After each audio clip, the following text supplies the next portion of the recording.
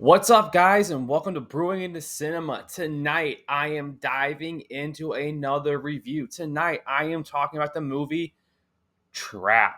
This is an M. Night Shyamalan movie. Came out this year. It's going to run you a quick hour 45. Let's see. Yeah, again, M. Night Shyamalan, horror crime. Got Josh Hartnett as Cooper, aka the Butcher, the serial killer. Salika Knight, M. Night Shyamalan's daughter, who's playing Lady Raven, the artist, and of course Ariel Donahue, who plays Josh Hartnett's daughter. So I actually have a lot of gripes with this movie. Um, Super disappointed in this film. The concept looked really cool, but you really got everything that was going to happen, pretty much everything that was going to happen in the movie in the trailer. Um, you find out in the trailer that Josh Hartnett is a serial killer, aka the Butcher, who basically keeps people hostage in his basement and he can look at on his cell phone. And he is a normal dad, married, has a kid, and he's taking his daughter to see her favorite artist, Lady Raven, aka Salika Knight. And basically, this whole film takes place at a concert where we find out that they have set up a trap to catch the Butcher, aka Josh Hartnett Cooper, because they somehow find out that he has tickets to this concert.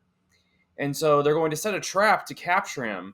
And of course, Josh Hartnett kind of discovers and figures out that, they're after him after talking to a t-shirt salesman who randomly just knows this as well, which I thought was weird.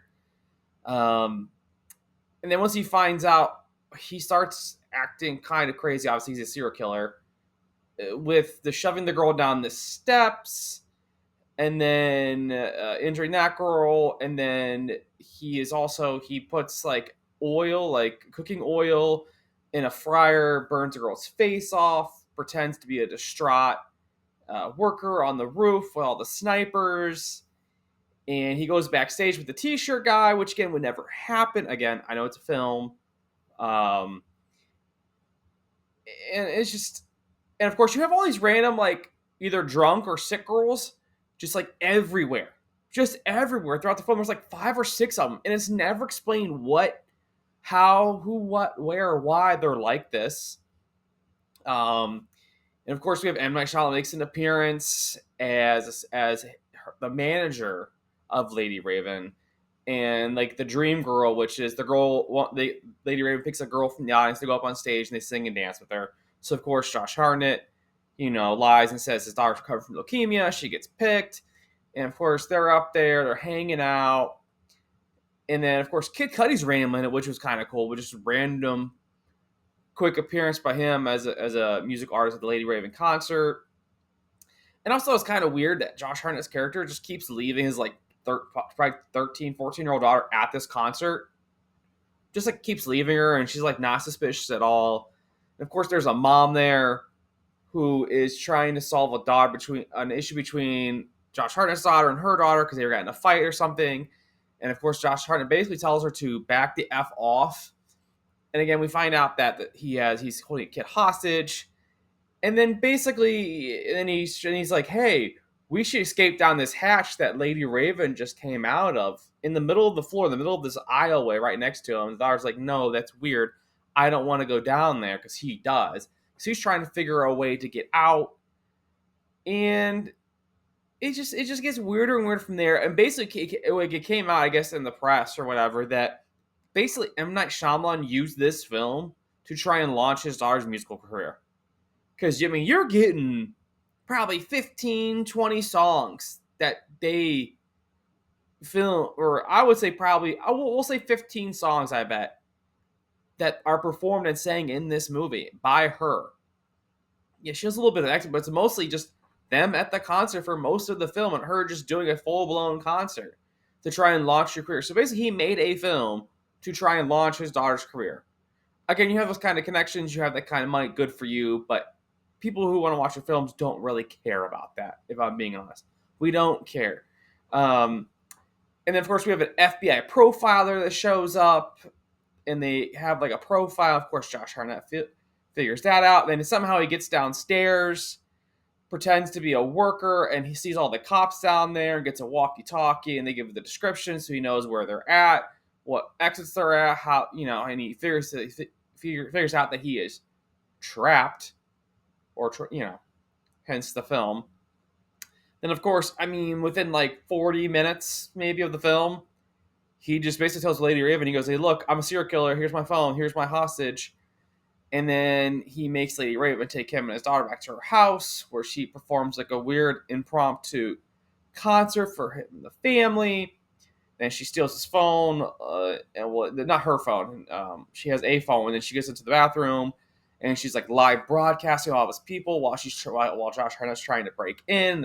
And of course the daughter and the mom's are like, "What's going on?" And so randomly these people are able to find out where the house is at that he's keeping this guy within like 8 minutes, it seems like, which the cops will never get there that quickly, I don't think. And it's just like and we find out how like he traps all these people, and how the wife was suspicious of him at the end, and she basically breaks down like how she figured out he was a serial killer, and how he randomly shows back up at the house. He leaves the house, escapes from the house where they have him cornered. Then he comes back with like no shirt on for whatever reason, leaves in the van, drives away, and the cops get there, and like she drugs him, and then of course they finally capture him, and then they let him bend down to pick up a bike as he's being perp walked to the car, and the movie just ends with him, and you see a bike spoke in his hand, and he's picking the lock, and then he frees himself. It's just, I just, this film was just like, it was like, what? This film, I thought it could have been really cool. The concept of it, the fact that maybe he wasn't the serial killer and they thought he was, and he had to go find their serial killer. But the fact that he's a serial killer and they give it to you right off the rip, and basically he's acting weird the whole movie, and no one is noticing this. Not the t-shirt guy, not his daughter, not his wife. Nobody at the concerts noticing he's acting weird. None of the sniper guys up top are noticing he's acting super strange. And like everyone's just like so oblivious to this guy acting really weird, all like out of nowhere. In I don't know. I really feel like they made this movie just to, like I said, to try and launch M. Night Shyamalan's daughter's career as a singer. She's okay, but this film was overall was a big disappointment to me, and I was actually really looking forward to it because the trailers made it look really cool. But again, that's what the trailers do. They suck you in. They make you go see these films. And honestly, I was super disappointed by this film. I watched this one with the girlfriend as well, and we're both like, that movie sucked. And we find out they're making a sequel to it. And it's like, we don't need a sequel, okay? He broke out with a bike spoke. It's like, come on. Like, I'm sure we'll somehow get another reason to have Lady Raven re-involved and have her singing again, probably on the radio in a car or something in the film. I'm not going to be going to see that one. Probably won't even rent that one. Probably won't even watch it on streaming service. Because again, I was very disappointed by this film. It gives you pretty much, like I said, pretty much everything in the film you need to know is pretty much given away in the trailer. And it's basically just a free advertisement for M. Night Shyamalan's daughter. Josh Hartnett was great in it. He did a great job playing his role, but the overall premise of the film was kind of just like, it didn't hit home for me. I was very disappointed by this film. Yeah, it's just M. Night Shyamalan. He's either boom or bust, man. And maybe we shouldn't focus so much on trying to launch your daughter's singing career. Maybe just make a better movie. Because I know you're trying to like the suspense, the twist at the end. Like your twist at the end was that he escapes. That's not really that big of a twist.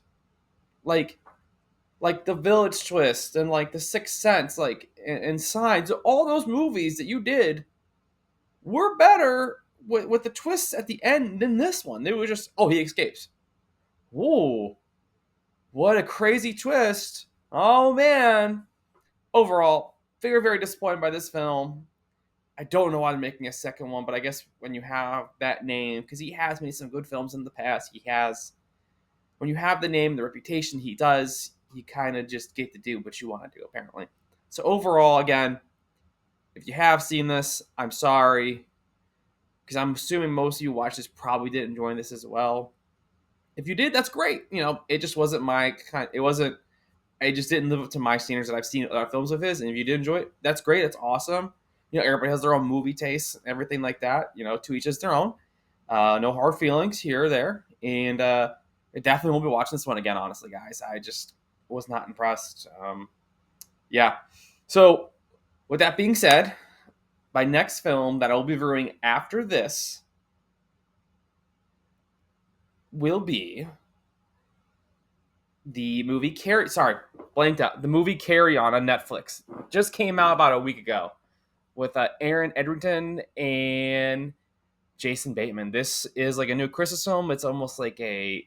I'm not going to tell you anything what I think about it. You guys have to watch the next review for it because I'm very excited to talk about that one. And I have a couple more in the pipe coming down the line here in the next week or two. And be on the lookout for my Superman teaser. Be on the lookout for my Superman teaser trailer review. All right, guys, be well. Merry Christmas, Happy Holidays, and I'll see you next time here at Brewing into Cinema.